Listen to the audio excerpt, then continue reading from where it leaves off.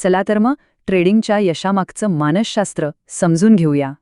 Trading करणाऱ्यांपैकी 90% अधिक लोक अयशस्वी होतात. पण असं का होतं? याचा संबंध बुद्धिमत्तेशी अजिबात नाही.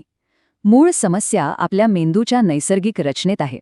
यामुळेच आपल्या नैसर्गिक प्रवृत्ती आणि ट्रेडिंगचं लॉजिक यांच्यात एक मोठा संघर्ष निर्माण होतो. आपला जगण्याचा स्वभाव नुकसान टाळायला सांगतो, पण ट्रेडिंगमध्ये छोटे लॉस स्वीकारणं आवश्यक असतं. मानसशास्त्रज्ञ आणि ट्रेडर व्हेनेसा चार्लेंड म्हणतात, ट्रेडिंगमध्ये आपल्याला आपल्या स्वभावाविरुद्ध वागावं लागतं. व्हेनेसाचीच गोष्ट घेऊया. ती अभ्यासात नेहमीच हुशार. तिला वाटलं की ती मार्केट सहज जिंकेल.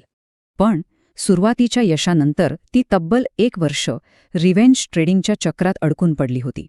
चार्ट्सवर इतके इंडिकेटर्स होते की तिची मूळ स्ट्रॅटेजी कुठेतरी हरूनच गेली होती.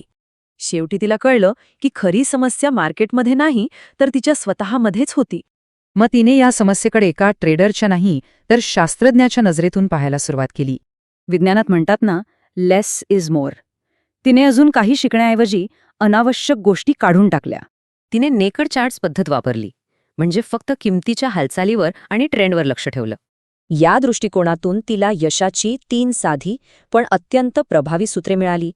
ही सिस्टम काही भविष्य सांगत नाही, ती फक्त धोका आणि भावनांवर नियंत्रण ठेवायला शिकवते. यामुळे नुकसान या शब्दाकडे बघण्याचा दृष्टिकोनच पूर्णपणे बदलून जातो.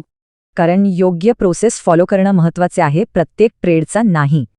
तर एका यशस्वी ट्रेडरसाठी सर्वात महत्त्वाचा गुण कोणता?